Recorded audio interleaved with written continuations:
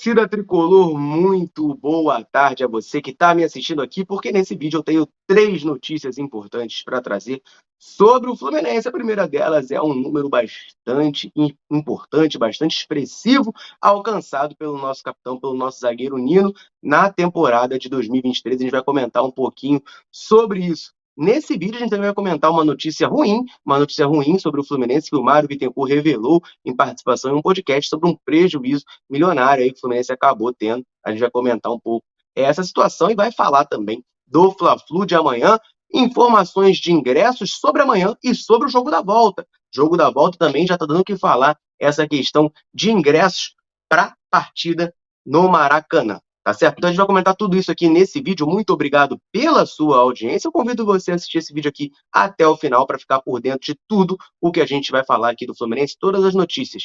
Beleza? Antes de a gente começar, eu peço para você deixar o like aqui embaixo do vídeo, aqui embaixo do player. Tem um botãozinho assim, ó, do joinha aí, para você clicar e dar uma moral pra gente. Isso aí ajuda demais o nosso trabalho, fortalece muito. A gente está todo dia aqui produzindo conteúdo sobre o Fluminense para você, tricolor, ficar muito bem informado. A gente compila aqui todas as notícias para você encontrar tudo em um só lugar.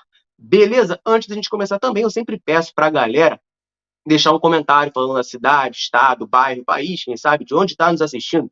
Gosto muito de saber essa informação e o YouTube não disponibiliza ela para mim.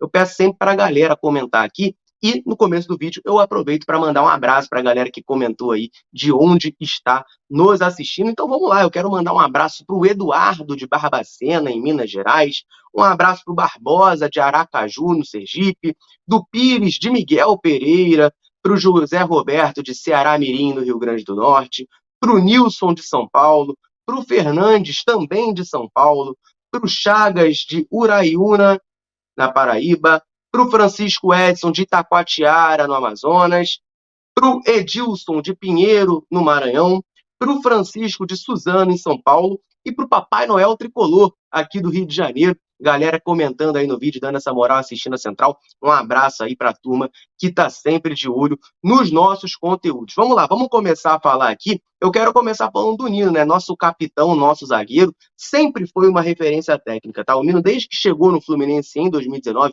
muita gente já critica, né, o Nino já há alguns anos. Ah, o Nino tem gente que fala que ele era ruim no jogo aéreo. De fato, ele não era a melhor fase dele, mas ele evoluiu muito nisso. Mas, tecnicamente falando, o Nino já é um dos melhores zagueiros do Brasil há algumas temporadas. O que acontecia, né, e também era alvo de críticas da minha parte, pelo menos, com o Nino, era a questão de postura e firmeza. O Nino sofreu muitas críticas por ser o capitão do Fluminense, muita gente, e eu me incluo nisso, tá, acreditava que o Nino não deveria ser o capitão do time do Fluminense, e eu me preocupava demais, tá, com o Nino em jogos importantes. O Nino, em diversos jogos importantes que o Fluminense teve, ele acabou falhando, né, acabou, enfim, tendo alguns erros que prejudicaram o Fluminense, então era algo que me preocupava muito com o Nino. Mas é inegável, gente, de 2022 para cá, sobretudo em 2023, o Nino evoluiu demais nesse aspecto. Em 2022 ele já tinha ido muito bem na final do Carioca contra o Flamengo, e em 2023, mais uma vez, né, nos jogos da final ele foi muito bem, partidas de Libertadores o Nino não está muito bem, e ele está cada vez mais assumindo esse papel de liderança, de capitão, de ter aquilo que a gente espera de um capitão de campo, a presença, saber pressionar o árbitro na hora certa, saber cobrar os companheiros, saber incentivar. O Nino tem evoluído muito nisso, mas não só nisso, né? Porque ele acabou de alcançar uma marca fantástica nesse jogo contra o Cuiabá. Essa temporada de 2023 já é a temporada em que o Nino foi mais artilheiro desde que ele chegou no Fluminense. O Nino já tem aqui pelo Fluminense, né, 221 jogos e 13 gols marcados, o que é um número até bom para zagueiro, né? Zagueiro não é o cara que vai fazer tanto gol assim, né? Não é um germancano, não é um centroavante. O Nino tem 13 gols, perdão, em 221 jogos. Desses 13 gols, 5 são nessa temporada, né? Com o jogo contra o Cuiabá, que ele faz o gol no começo da partida, ele chegou ao 5º gol na temporada. A gente está somente no mês de maio, é importante lembrar isso, tá? Foram os gols, eu até anotei aqui para não esquecer, tá? Ele fez contra o Volta Redonda, um gol importante no primeiro jogo da semifinal. A gente tá perdendo por 2-0, ele diminuiu o placar, botou a gente numa situação mais confortável pro jogo da volta. Tudo bem que a gente meteu 7 no jogo de volta, se tivesse 2-0 Volta Redonda, a gente teria passado igual, mas deixou a gente numa situação mais confortável, deixou até a torcida um pouco mais esperançosa para essa partida. Depois, contra o Paysandu na partida de ida pela Copa do Brasil aqui, ele também fez gol, ele fez o gol da vitória contra o The Strongest, 1-0, magrinho, o gol dele, fez gol contra o Atlético Paranaense, segunda rodada do Brasileirão, e agora contra o Cuiabá também deixou a marca dele. São 5 gols na temporada, a gente está ainda no mês de maio, né? Já é a temporada mais artilheira do Nino, e a gente só está no mês de maio. A texto de comparação, gente, a temporada mais artilheira dele anterior tinha sido 2020, em que na temporada completa, o ano inteirinho, ele marcou 4 gols. Né? Dos 13 gols marcados, 4 haviam sido em 2020 e agora 5 deles em 2023. O Nino nunca foi um zagueiro que eu considerei muito artilheiro. E esse ano ele está sendo, né? Ano passado era o Manuel, esse ano está sendo o Nino, muito importante na bola aérea ofensiva do Fluminense, uma marca muito importante para dar também confiança para o jogador, né? E ele está cada vez mais ganhando isso. Ele já era muito bom, já tinha bastante confiança, ele está se tornando cada vez mais consolidado como capitão do Fluminense e ajudando muito a equipe a atingir seus objetivos nessa temporada. Parabéns aí para o Nino que bateu essa marca. E tem muito mês ainda para frente, tem muito jogo ainda para frente para ele dobrar essa meta, quem sabe? Enfim, vamos aguardar para ver. O céu é o limite, Nino. Parabéns aí por essa marca. Agora eu quero falar, meus amigos, sobre uma notícia ruim. Tá? Uma notícia ruim, uma notícia de prejuízo, algo que eu acho que a gente não tinha nem muita noção, tá? Mas o Mário Bittencourt revelou lá no podcast Mundo GV, do ex-goleiro Getúlio Vargas, que ele participou. Por quê? O Luiz Henrique foi vendido ano passado, acho que não precisa nem falar, né? A gente lembra bem como foi uma venda muito criticada, né? Muito questionada pela torcida pelo momento, pelos valores, e o Mário Bittencourt trouxe, né, uma informação que eu particularmente não tinha conhecimento, acho que a imensa maioria também não tinha, que é preocupante, assim, agora a Inês é morta, mas que foi muito ruim para o Fluminense. Por quê? Ele traz para a gente, né, que além do valor que a gente considerou, a gente que eu digo torcedores, né, eu principalmente, eu considerei muito ruim da venda do Luiz Henrique, o Fluminense já teve um prejuízo com essa negociação. Por quê? O Luiz Henrique foi vendido, as negociações no mundo do futebol são feitas em parcelas, né? E ele foi vendido por um valor X em euro. Né? O Fluminense negocia jogadores com o exterior sempre em euro ou dólar. O Luiz Henrique foi vendido em euro.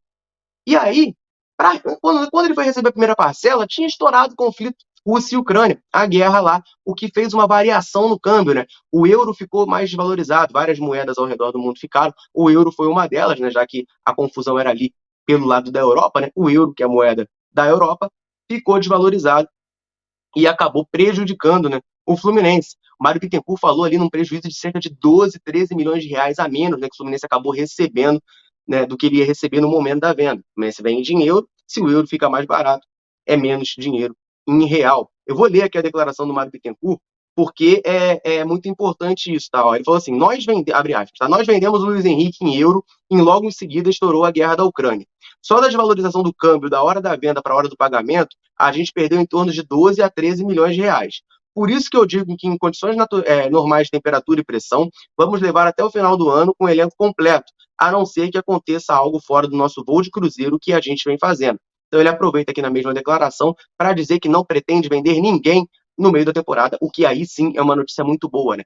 A gente gravou um vídeo sobre isso, teve notícia de propostas, de sondagens mais incisivas pelo Alexander, e o Mário Bittencourt, nessa declaração aqui, ele dá a entender, né, deixa bem claro aqui, que ele não vai negociar, não pretende negociar jogadores no meio do ano, porque quer que o Fluminense seja campeão, o objetivo é esse, vencer as competições. O Fernando Diniz, na coletiva, falou que o sonho maior é a Libertadores, mas que quer ganhar tudo que for possível. O Fluminense entra para ser campeão nas 3 competições que estão em aberto, Copa do Brasil, Brasileirão e Libertadores. E sim, a gente tem muita chance, né? Vou falar daqui a pouquinho de Copa do Brasil, a gente pega o Flamengo nas oitavas de final, e passando do Flamengo, por mais que eles não estejam numa fase das melhores, é um dos principais times do Brasil. A gente já deixa um para trás e avança. No Brasileirão, a gente está em terceiro, tem um confronto direto contra o Botafogo do Rio de Janeiro no sábado, pode, dependendo da combinação de resultados, se o Palmeiras não vencer o seu jogo, o Fluminense pode já assumir a liderança, além da Libertadores, em que a gente está com uma situação muito encaminhada de classificação no grupo, após vencer os 3 primeiros jogos, primeiro turno, vamos dizer assim, da fase de grupos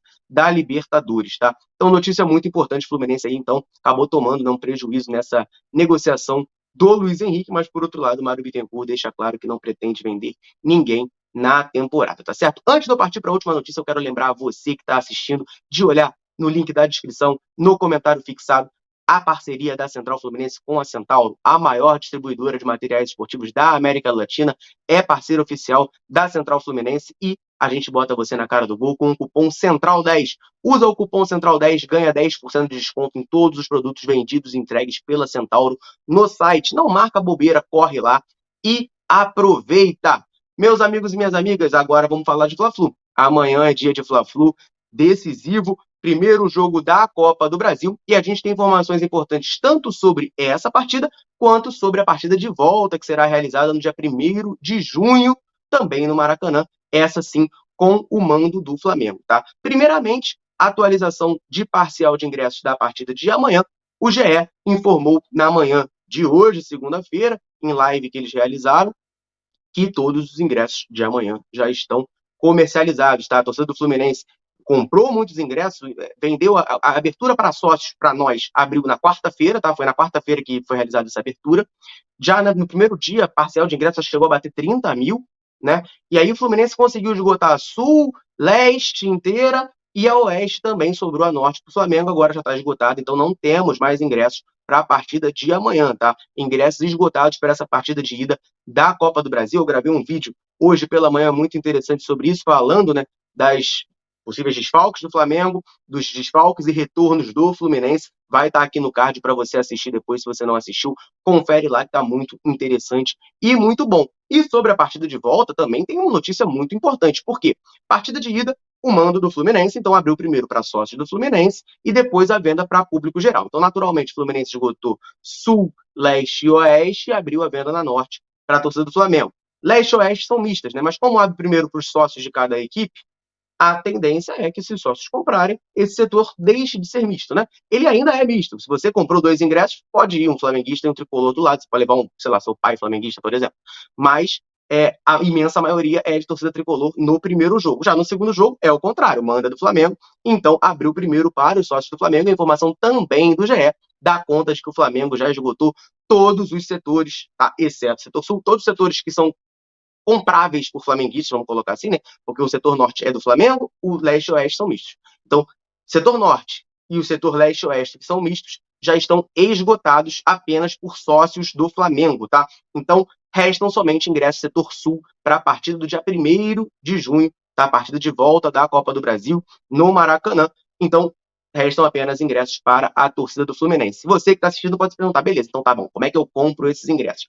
A venda para nós nem começou ainda, até por isso que restam ingressos, tá? Não começou ainda a venda para torcedores do Fluminense. Ela vai começar amanhã, de manhã, tá? Terça-feira, dia 16 de maio, pela manhã, às 10 da manhã, abre a venda de ingressos, tá? Para a torcida do Fluminense comprar no setor sul e lotar o Maracanã, né? Vai ser muito bacana ter o jogo de ida e o jogo de volta da Copa do Brasil, 2 partidas com o Maracanã, que é um estádio histórico, completamente lotado, e que, se Deus quiser, o Fluminense leve a melhor e se classifique para a próxima fase. Tá certo, meus amigos? Essas eram as informações. Então, ingressos esgotados para amanhã.